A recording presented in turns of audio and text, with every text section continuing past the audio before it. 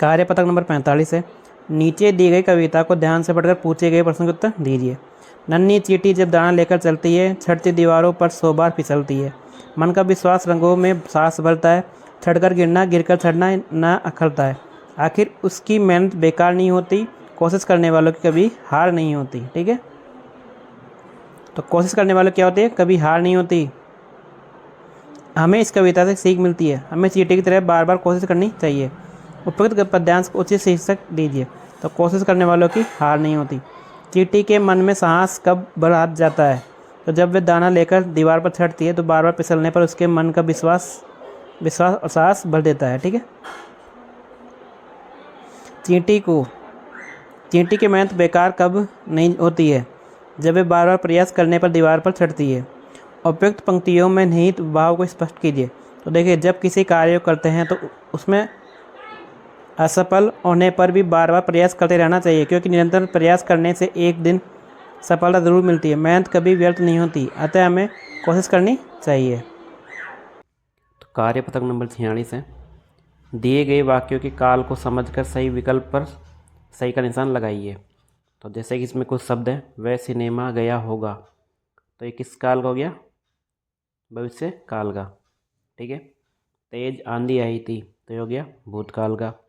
पिताजी भैया को पत्र लिखेंगे, तो क्या है, भविष्य काल का। आरती फट रही है, वर्तमान काल। अगले माह हम लोग घूमने जाएंगे, तो क्या हो जाएगा, भविष्य काल। वाक्य को निर्देशानुसार बदलकर पुनः लिखिए। जैसे कि मैं इस घर में रहता था, तो क्या है, भूतकाल है, तो किस में चेंज करना है इसको, वर्तमान काल में। तो मैं इस घर में रहता हूँ। ठीक है, जैसे मोर नाच रहा है, तो मोर नाच रहा था। आपने आज क्या खाया, तो आप आज क्या खाओगे। वह कॉलेज में पढ़ती थी, तो वह कॉलेज में पढ़ रही है। कल विद्यालय में छुट्टी है, तो कल विद्यालय में छुट्टी थी। कल हम दिल्ली जाएंगे, तो हम दिल्ली जा रहे हैं। कार्य पत्रक 47 है। नीचे दिए गए पोस्टर को ध्यान से पढ़िए और प्रश्न के उत्तर दीजिए। तो देखिए, नीचे एक पोस्टर दिया गया है, इसको ध्यान से पढ़ना है। तो क्या इसमें, स्वच्छ भारत मिशन, कूड़ा डाले सिर्फ कूड़ेदान में, यानी इस बात का रखे ध्यान, पेयजल और स्वच्छता मंत्रालय भारत सरकार के द्वारा। ठीक है, तो ये विज्ञापन जारी किया गया है। ठीक है, तो पेयजल और स्वच्छता मंत्रालय द्वारा ये पोस्टर संदेश दे रहा है किसका, कूड़ेदान का ही उपयोग करें। तो पोस्टर में दिए गए चित्र के अनुसार हमें क्या क्या करना चाहिए और क्या क्या नहीं करना चाहिए, लिखिए। तो कूड़ा हमेशा कूड़ेदान में डालना चाहिए, कूड़ा सड़क पर नहीं फेंकना चाहिए। यदि हम कूड़ेदान का उपयोग नहीं करेंगे तो क्या होगा, यदि हम कूड़ेदान का उपयोग नहीं करेंगे तो गंदगी फैलेगी, जिससे बीमारियां होगी। स्वच्छता से संबंधित कोई 2 स्लोगन आप भी लिखिए। तो हम सबका है यही सपना, स्वच्छ हो भारत अपना। गंदगी से बड़े बीमारी, स्वच्छता की करो तैयारी। कार्य पत्रक 48 है। क्या दिखाई दे रहा है, तो एक चित्र इसमें 2 तोते किसमें, पिंजरे में बंद है। तो चित्र नंबर 1 में पक्षी बंद पिंजरे में बैठे हैं, तो चित्र नंबर 2 में उड़ते हुए पक्षी दिखाई दे रहे हैं। ठीक है, चित्र नंबर 2 ये हो गया जिसमें पक्षी उड़ रहे हैं। चित्र नंबर 1 में पक्षी क्या महसूस कर रहे हैं, तो पक्षी गुलाम महसूस कर रहे हैं। ठीक है, क्योंकि बंद है ना पिंजरे में, इसलिए। चित्र नंबर 2 में पक्षी क्या कर रहे हैं, तो पक्षी आकाश में उड़ रहे हैं। चित्र नंबर 2 में पक्षी कैसा महसूस कर रहे हैं, तो पक्षी स्वतंत्र महसूस कर रहे हैं। आपको कौन से चित्र के पक्षियों की स्थिति ठीक लग रही है, तो हमें चित्र नंबर 2 के पक्षियों की स्थिति ठीक लग रही है, क्योंकि वे खुले में आकाश में उड़ रहे हैं। कार्य पत्रक नंबर 49 है। निम्नलिखित गद्यांश को पढ़कर दिए गए प्रश्न उत्तर लिखिए। तो एक सोना नाम की मछली तालाब में तैर रही थी।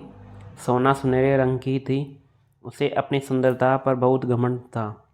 वह सबसे अलग थलग रहती थी, वह किसी से भी ठीक से व्यवहार नहीं करती थी। एक दिन वह गंदे पानी की धारा में बह गई, उसका सुनहरा रंग फीका पड़ गया। उसने जब पानी में अपनी परछाई देखी तो वह बहुत उदास हो गई, उसे अपनी गलती का एहसास हो गया। उस दिन से वह सबके साथ मिलकर रहने लगी। तो मछली को घमंड था, अपनी सुंदरता का। मछली पहले रहती थी कहाँ? तालाब में। मछली सुनहरे रंग की थी। एक दिन वह गंदे पानी की धारा में बह गई। मछली क्यों उदास हो गई? उत्तर, मछली गंदे पानी की धारा में बह गई जिसके उसका सुनहरा रंग फीका पड़ गया, इस कारण उदास हो गई।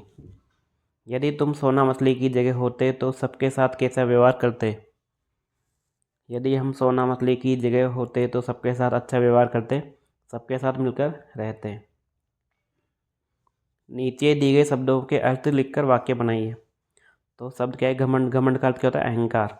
तो रावण को अपनी शक्ति पर घमंड था। परछाई यानी छाया, तो रमेश परछाई देखकर डर गया। सुनहरा यानी सोने जैसा, तो यह कार सुनहरे रंग की है। धारा यानी लहरें, नारियल नदी की धारा में बह गया। उदास यानी दुखी, राधा आज उदास थी। कार्यपत्रक नंबर 50 है। निम्नलिखित गद्यांश को पढ़कर दिए गए प्रश्न का उत्तर लिखिए। मैं तो वही खिलौना लूँगा, मचल गया दीना का लाल, खेल रहा था जिसको लेकर राजकुमार उछाल उछाल। व्यतीत हो उठी माँ बेचारी, था स्वर्ण निर्मित वे हो तो, खेल इसी से लाल, नहीं तो राजा के घर भी यही तो। राजा के घर नहीं नहीं, माँ तू मुझको बेकाती है, इस मिट्टी से खेलेगा क्या, राजपुत्र तू ही कह दो। फेंक दिया मिट्टी में उसने मिट्टी का कुड्डा तत्काल। तो खिलौने के लिए मचल गया था दीना का लाल। राजा के घर में किस तरह का खिलौना नहीं है? राजा के घर में मिट्टी का खिलौना नहीं है। माँ दुखी क्यों हो उठी? तो माँ राजकुमार के स्वर्ण खिलौनों को देखकर दुखी हो गई, क्योंकि गरीबी के कारण वे ला नहीं सकती थे। राजपुत्र का अर्थ राजा का पुत्र। इसी तरह शब्द जोड़कर आप भी 3 शब्द और बनाइए, जैसे पुत्र, कुलपुत्र और मूर्ख पुत्र। उपयुक्त गद्यांश में से सर्वनाम शब्द छाट कर लिखिए। जैसे क्या है सर्वनाम? मैं, वही, जिसको, वह, यह, मुझको, तू, इस, उसने आदि। इस कविता में बच्चा माँ से नाराज हो रहा है, क्यों? क्योंकि बच्चे को सोने का खिलौना चाहिए जिससे राजकुमार खेल रहा था, और उसके गरीबों के कारण माँ खिलौना ला नहीं सकती। ठीक है, तो आपने भी कभी किसी वस्तु के लिए जिद की है, उसके बारे में लिखिए।